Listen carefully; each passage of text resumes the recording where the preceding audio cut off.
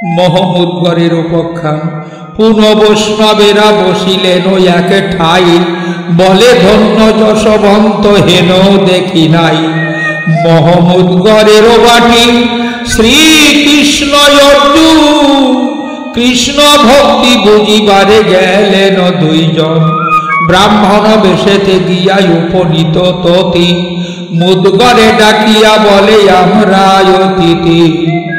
অতিথিরে দিল সাধু পাক করিবারে, তিন পুত্র পাঠাইল পরিচর্যার্থরে।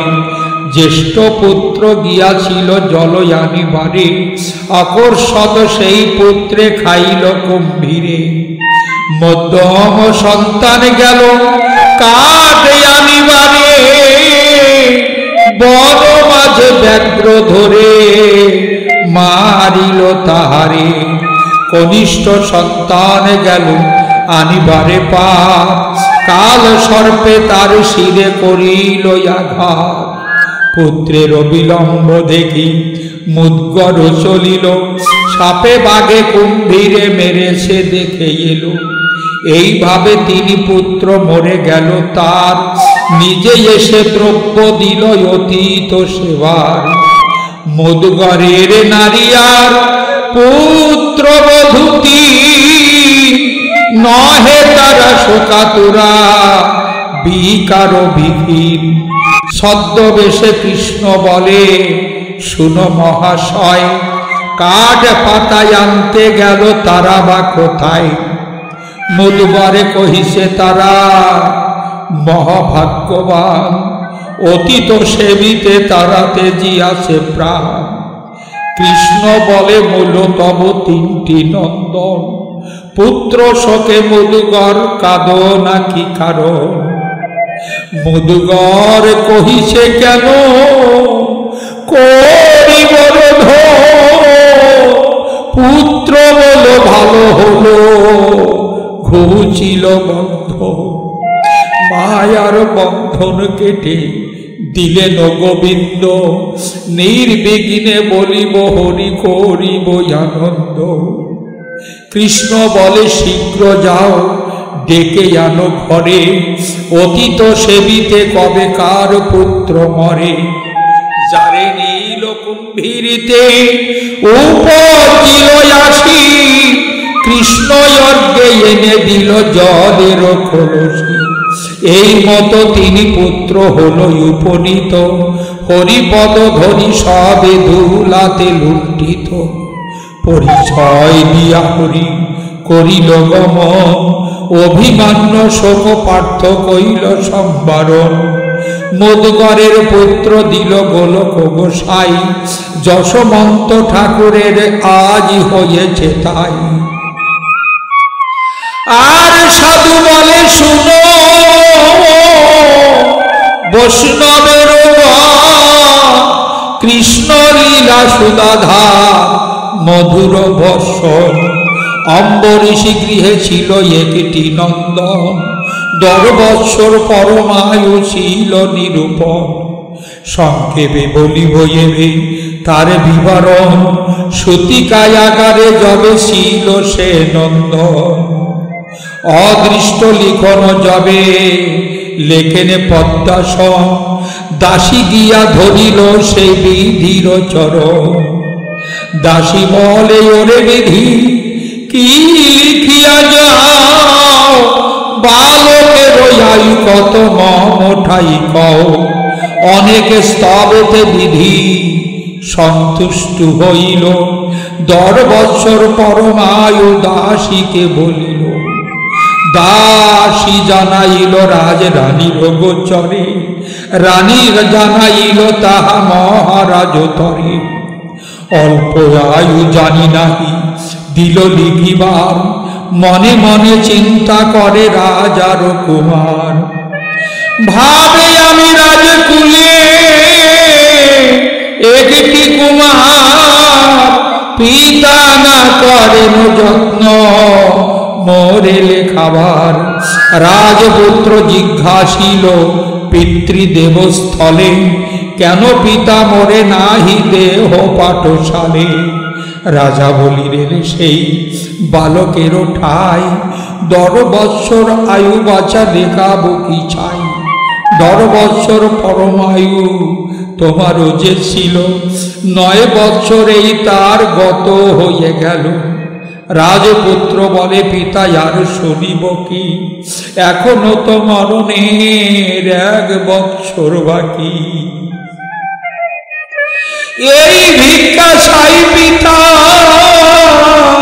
আমি যদি মরি, 1 বৎসর প্রজা লইয়ে বলিব হরি হরি। খেতে দিবা প্রজাগণে না লহিবা কর, এই ভিক্ষা চাই পিতা 1 বৎসর। স্বীকার করিল রাজা সন্তোষ অন্তরে, প্রজাবর্গ লইয়ে শিশু হরি নাম করে। মরণের কাল তার হইল যখন, তাহাকে লইতে এলো রবির নন্দন। হরিভক্ত শিশু নিতে যমজ উপস্থিত, ভগত বৎসল্য হরি অন্তরে দুঃখী। হরি এসে বালকে করিলেন কোলে, মুখ দেখি কমলাখি ভাসে আখি জলে। সমন বলেন হরি কারে কর কোলে, আয়ু শেষে ফেলে দাও লয়ে যাই চলে। হরিক্ষণ শেষে এই বালকে লয়ে যাও, অগ্রেতে তলব খাতায় আমাকে দেখাও। সমন তলব খাতা হরিকে দেখায়, 10 বৎসর আয়ু দেখে কাঁদে দয়াময়। কৃষ্ণের নয়ন কোণে কজ্জল যে ছিল, নয়নের জলে তাহা গলিত হইল। সেই ত্রিভঙ্গের ভঙ্গি কেবা তাহা জানে, কজ্জলর্ত অশ্রু পড়ে আয়ুর দক্ষিণে। হরিকণ 100 বৎসর পরমায়ু দেখি, যম বলে তবে চিত্রগুপ্ত বলিল কি। চিত্রগুপ্ত হাতে নিয়া দেখে সেই খাতা, ক্রোধেতে কম্পিত গুপ্ত ঝাঁকি দিল মাথা। চিত্রগুপ্তের কর্ণেতে লেখার তুলি ছিল, আয়ুর দক্ষিণে মসি 2 বিন্দু পলো। 2 সৈন্য শতঙ্কে দক্ষিণে পত, অযুত বৎসর আয়ু পাইল নন্দন। হরিলীলামৃত কথায় অমৃত সমান, তারক কহিছে সাধু সুখে করপা। জয়পুর রাজকুমারের এই রূপে জয়পুর মানসিংহ রায়, তাহার হইল সুত সুতিকায়ালায়। এই রূপে দাসীকে ধাতা দিল দর্শন, বালকেরও জানিলেন আয়ুর বিবরণ। আর পরমায়ু ছিল বৎস 19, মাঝে মাঝে কাঁদে দাসী করিয়া কাকুতি। 8 বৎসর আয়ু হইল যখন, পাঠশালা হতে গৃহে আসিল নন্দন। বালককে করিয়া কোলে দাসী যবে কাঁদে, রাজপুত্র সুদা এসে ধরি তার পদে। দাসী বলে মম মনে আসে অনেক সন্তাপ, তোমার কল্যাণে হেতু কাঁদিও রে বাপ। বলিতে না পারে দাসী মুখে না জুয়ায়, রাজপুত্র কাতরে দাসীর ধরে পায়ে।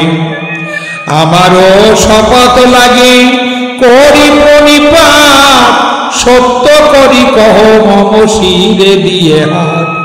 ধাত্রী বলে কি বলিব শুনো বাচা ধন, 19 বৎসরে হবে তোমার মরণ। 18 বৎসর গত 1 বৎসর বাকি মাত্রই আসে বাচা পরমায়ুত। হরিচাঁদ আসল হরি পূর্ণানন্দ হরি, হরিচাঁদ আসল হরি পূর্ণানন্দ হরি।